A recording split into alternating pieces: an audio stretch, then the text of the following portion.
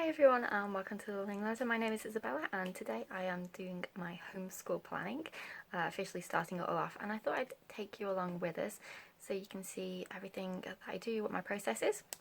So to help me today with my planning I have coffee and one of my favourite treats, which I don't have very often because it's amazing but very bad for you. Cadbury Dairy Milk Marvellous Creations. This is my absolute favourite treat. So I'm not going to eat all this tonight, but I'm definitely going to have a few pieces while I start my planning. Okay, so what I use for planning, I have a new notebook. I really love these. I used the same one, although different design, last year. I used it extensively. There's hardly any pages left. So it definitely works for me. I prefer to do it on paper than on the computer. I don't know why. It just works better that way. I can cross things off, I can tick things. I don't know, it just seems to work better than on the computer. So what I am doing tonight is I'm starting with history. I've got the Story of the World activity book and I'm going to go through that and make a list of all the different crafts, activities that we want to do for each chapter, and then also make a supplies list. So that's what I'm going to do tonight. So in terms of geography this year, we are doing 2 days of geography. The first day will be a curriculum, and then the second day is a unit study of different countries that I've picked from the Children Just Like Me book. So I've got all my resources here that I'm going to go through, and I'm going to piece it all together myself, and then I'll show you what I decide on at the end. But I'll just show you some of the pieces that I am considering using. So these are some lap books that I printed out, and I've also added some extra bits to it as well, so things like little suitcases to pack appropriate clothing in, some money, she'll have her own little passport, various different things, and then I've got all our different books that I'm considering using, and there's some colouring books, some mazes, different atlases, so yeah, for a couple of activities from the little passports. I think we got 4 of that particular subscription until we cancelled it. It was good. I think it was a nice subscription box, which was quite expensive for what it was, to be honest. So I did actually cancel it, but there are a few things in there that I might use too.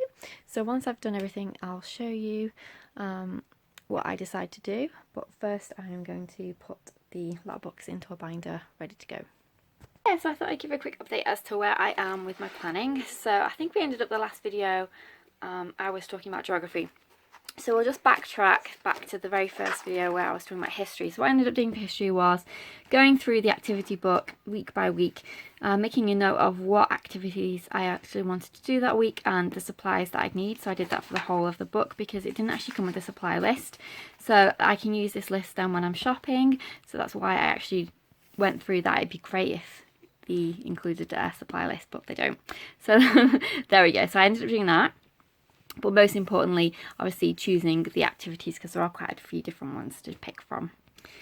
Then in the next section, I went through our science curriculum, and again, there were quite a few activities, so I highlighted the ones that I wanted to do. I didn't need to write a supply list for this one because there is actually one in there, or what I thought there was, but that's only for the experiment. So any additional activities there aren't actually a supply list for. So when I'm actually doing my shopping, I'll just refer back to each chapter. But the bulk of it, in terms of the experiment, there is a supply list there for that. So that's why I didn't write it down again. After that was geography. I'm still working on that. I've purchased a few additional books to go through for geography, because I am piecing the second part of our curriculum together, which is the unit studies of each country.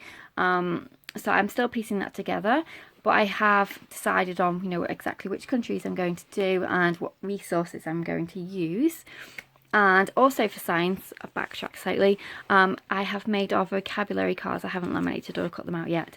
But in our science curriculum, for each particular topic, there were vocabulary words for your student. So instead of just her writing them down or something along those lines, I wanted to make it a bit more interactive. So I made my own using a picture, obviously, of the actual thing. What they were talking about, and then obviously the explanation will go on the back of the card, and I just thought that would make it a bit more interactive. So here is an overview of what I have left to do. So I've ticked off things that I feel like have been completed fully, and I haven't ticked off things that, although I've started or done a considerable amount on, to me they don't get a tick until they're completely done. So I still do have a few things left to do. This is not, I want to do this on a specific day. It's just ideally this will get done in June, basically, because I'm already, where are we? We're already past here, and that was the 3rd. And I haven't obviously given that that box a tick yet, because as I said, I did decide to purchase a few additional books. I'm still working my way through that, but it's fine. I don't have to we don't restart school in September. I don't have this really tight timeline that I need to meet. It's one that I've just self-imposed on myself, that I want to get everything done before the end of July. So this is June, and I put it in this month so that it can all be ticked off, rather than putting it all in July and then me thinking, yeah, I've only got a few weeks. So this works better for me because I have started it in June. So as long as everything's done by July, I'm fine, but hopefully I'll get most of it done before the end of June, and there'll just be a few things to to finish off in July. We actually don't finish school until the end of July, so I want to make sure I've got the whole of August off where I'm not homeschool planning, which is why I wanted to get it all done now. Perfectly on schedule, so that's fine. But what I've got left are things like making our morning binder. Some of them are really simple. So planning read alouds, that's just basically me writing in my planner what read alouds we've decided to pick. So that's going to be a really easy one to tick. Planning themes for the year. So again, that's quite simple for me to tick off. Just deciding, what themes I want to do. So that then there's nothing really too in depth. So we have implemented a new reward system this year, which I'm really excited about. Last year we did a reward box, so at the end of the school day, she could choose an item from the reward box, and she would get an item every single day. There was never a day where she wouldn't get an item. But I'm doing it slightly differently because she's going to be obviously a year older, and to help with addition and everything else, I'm doing one where she gets a token which she can then redeem. So there'll be a selection of items which she can redeem for. It also helps with learning about saving, because obviously there's going to be some items that are going to be worth more, so she'll have to save up some tokens, which I think is great. A great idea to teach all about saving money and wanting something but having to wait to get it. And yes, I think it's going to be a really great system. I'm really excited to implement it. So with this make reward system, I've already done our coupons for it, but I haven't purchased all the items yet, or a bulk of the items that I want to, so that's why that doesn't have a tick. That's one I'm really looking forward to. Yes, that's where we're up to in terms of planning. So I hope this little series is helpful for you, just to see into a little insight into what other people do, and I'll update you soon. Bye for now. So right now I am working on my daughter's morning binder. So we do sex and math, so a lot of the things that I'll be putting in it will be related to that, to help us with our morning meeting, and then some additional extra things, a couple of little maps and stuff. So I am just deciding what I am going to laminate. Got my laminator warming up, and then I'll be ready to go. Okay, so I'm just working on our vocabulary cards right now. We have the Evermore word a day. So there are 4 words with discussion questions and little exercises you can do. I just made them into flashcard type activity that we can use in our pocket chart, and also put them on a ring as well, I think. Binder ring. So basically I'll laminate them back to back, obviously with the right ones. So I thought they'd be useful, and I have used some of her favourite characters to make it a bit more fun and interesting for her. We're cutting out our vocabulary cards. I've already done our science ones now. And then I'm getting the World's Greatest Artist Study and Composer Study, which I got from Confessions of a Homeschooler in her sale recently, to add. I'm going to get those put into binders ready. I decided to pick up one of her literature studies. This one's for Charlotte's Web. Excited to see how we like these. Just before I go, I thought I'd give you a quick overview of my planner and how I schedule our year and everything. Last year I had the Erin Condren Teacher Planner, which I have really loved and enjoyed to use, but it wasn't in the budget this year, so I decided to make my own.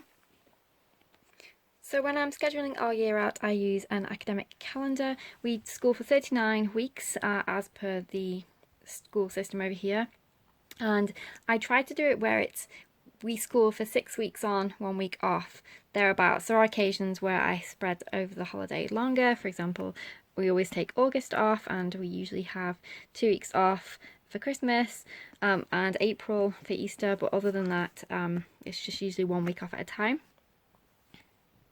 So the first thing I do is decide when we're going to school, and when we're going to start, when we're going to finish, and then I mark off all our holidays. Then I use that information to fill out our holiday duration return. So we always have 13 weeks holiday a year, and we school for 39 weeks. And then the next thing I do is mark off all our curriculum and everything else that we're using, and I have specific pages for that. So I have all of our curriculum pages here, which I will fill out, and then I also keep a track of what we're interested in for next year. I also decide on our field trips, and I fill out my field trip log. In my year at a glance, I will put any unit studies that we're doing, any themes, and then I will start to make a list of read alouds and readers that we're planning on using. Each month I have a month at a glance, and what I will do with these is mark down any activities that we're doing, crafts, related to the curriculum, and obviously I've got a notes section as well for any supplies. I have a monthly focus if I want to concentrate on anything that particular month, and then I've got my notes section. Then I have my lesson plan section, and basically I've got language arts, math, science, history, geography, extras, and then any crafts and field trips. Then I'll just fill it all out, ready for the year, and that's basically my planner. Okay, thanks so much for watching my planning video so far. I'll probably do another one of these as I continue on with the planning process for next school year, and take care, see you soon, bye for now.